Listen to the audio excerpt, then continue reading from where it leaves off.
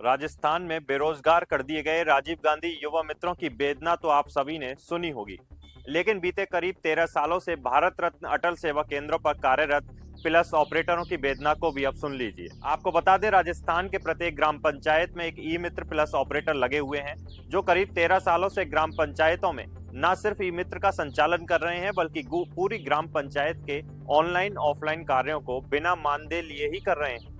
इस काम का उन्हें सरकार की तरफ से किसी भी तरह का कोई मानदेय नहीं दिया जा रहा। इन ऑपरेटरों की नियुक्ति साल 2011 में की गई थी। चौंकाने वाली बात यह है कि इन प्लस ऑपरेटरों को सरकार द्वारा ही नियुक्ति दी गई थी। इसमें करीब 25% दिव्यांग लगे हुए हैं। बीते दिनों राजधानी जयपुर स्थित शहीद स्मारक पर करीब 400 से 500 की संख्या में इन प्लस ऑपरेटरों ने सरकार तक अपनी बात पहुंचाने के लिए धरना प्रदर्शन किया, लेकिन सरकार तक अभी तक इनकी बात नहीं पहुंची। ग्राम पंचायत ई मित्रा संघ समिति प्रदेश अध्यक्ष मान सिंह बोल रहा हूँ मैं।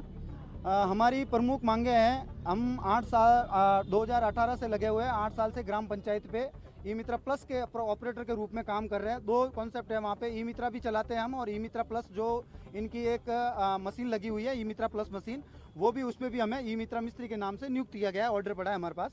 और हम 8 साल से हम बिना मानदेय के काम कर रहे हैं। पहले भी हमने लगाए थे तो उन्होंने 1000 रुपये तय किया था, जो इनकी वर्तमान सरकारी थी, बीजेपी जब टाइम वसुंधरा राजे सिंधिया सीएम थी, उस टाइम उन्होंने 1000 रुपये मानदेय के लिए उन्होंने तय किया गया था। 1000 रुपये मानदेय दिया जाएगा। उस पर अपन को सेल्फ सर की वीडियो कॉन्फ्रेंस करवानी है, हमारी जो वीसी होती है वो करवानी है, जो गवर्नमेंट के जो जितने भी जन कल्याणकारी योजना के जो डॉक्यूमेंट्स जो जनता के निकलते हैं वो निकालने हैं सारे। इनको लगा के हमें कम से कम 2.5 लाख की वो मशीन है वहाँ लगी हुई है, तो उस पर काम करने के लिए नियुक्त किया गया था। परंतु इसमें 2018 से लेकर के आज 2025 हो गए, और इस महंगाई के टाइम में भी हमें उसका कोई मानदेय नहीं दिया जाए। उल्टा हमने जैसे ही पेमेंट मांगा तो उन्होंने पेनल्टी लगाना स्टार्ट कर दिया। भाई अटेंडेंस लगानी है, 10 अटेंडेंस 15 अटेंडेंस आपने नहीं लगाई तो महीने की आपको 500 से 700 रुपये आपकी पेनल्टी काट दी जाएगी, जबकि हमने वो पेनल्टी भी भरी है। जब हमने विरोध किया तो उन्होंने क्या किया कि एक राजीव का कॉन्सेप्ट लेके आ गया, और उन्होंने एक नया सर्कुलर निकाला सेम टू सेम,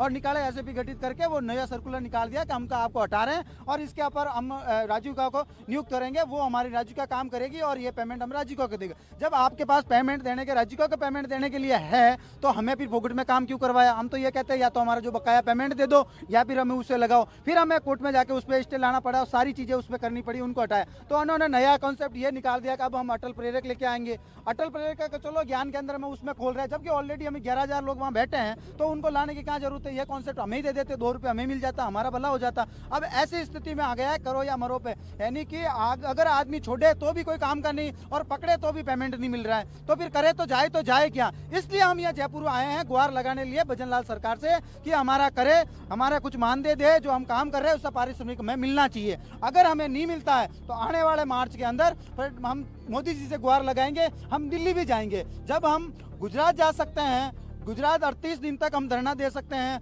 पीसीसी कार्यालय के बाहर कम से कम 3,000-4,000 आदमी जा सकते हैं, तो हम मोदी जी से गुहार लगाने के लिए दिल्ली भी जा सकते हैं। तो हम ये कह रहे हैं भजन लाल सरकार को, वर्तमान सरकार को, जो हमारी मुख्य मांगे हैं, जो हमारी जो करने लायक मांगे हैं, वो हमारी पूरी की जाए। अभी आपने विस्तार से बता ही चुके हैं, और क्योंकि 2013 में मैं लगाया गया और 2014 में भारतीय जनता पार्टी की या मोदी जी की सरकार बनाबा में माँ की भागीदारी रही, और 2017 में वसुंधरा जी बहुत आश्वासन दिया, 17 में कोशिश भी करिया कि मैं परमानेंट हो जाऊँ, क्योंकि आज मैं एक मान सम्मान लेर बैठा हाँ भी पंचायत के मायने, क्योंकि कम से कम एक ई मित्र ऑपरेटर जो है वो कम से कम भी नहीं तो 10,000 लोगों को भलो करे लो।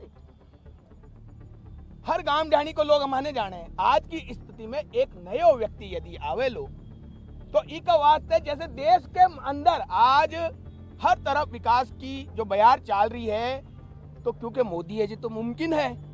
तो मार्च में मैं अबार आज तय कराला, क्योंकि मैं प्रशासन ने बोला कि मैं मुख्यमंत्री जी से मान मिलवाओ।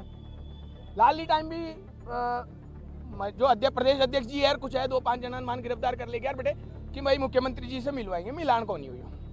और प्रशासन के जो लोग है, प्रशासन के लोगों के ऊपर तो सीधो को सीधो भ्रष्टाचार को आरोप लग रहे है। तो बान तो पता है कि ए लोग ने जिंदा रखा ला तो मैं मरिया।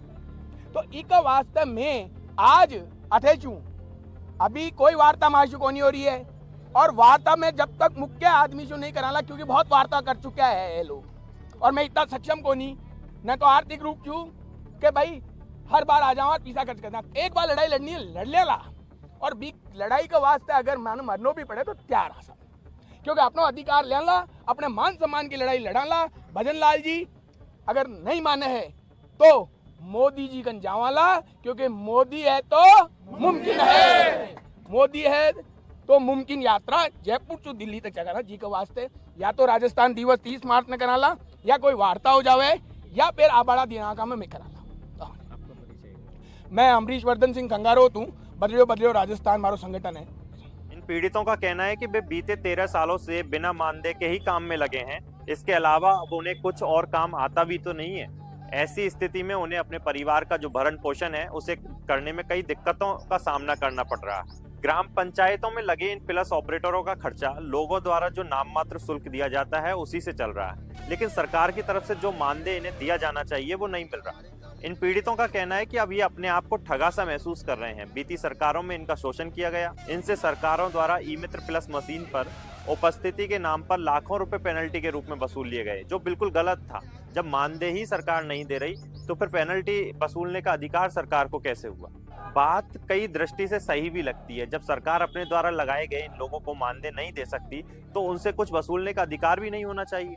अब ये पीड़ित प्लस जो ऑपरेटर हैं वो चाहते हैं कि इन्हें मौजूदा बीजेपी सरकार नरेगा कंप्यूटर ऑपरेटर या फिर अटल प्रेरक पदों पर नियुक्ति दे दे। यह तो खैर देखने वाली बात होगी कि भजनलाल सरकार इस पूरे विषय पर क्या कार्रवाई करती है, किस तरह का एक्शन लेती है और क्या नहीं लेती है। जो भी होगा हम आपको इस विषय से जुड़ी आगे की जानकारी देते रहेंगे। इसके लिए आप हमारे चैनल भायाजी डिजिटल मीडिया को सब्सक्राइब जरूर करें।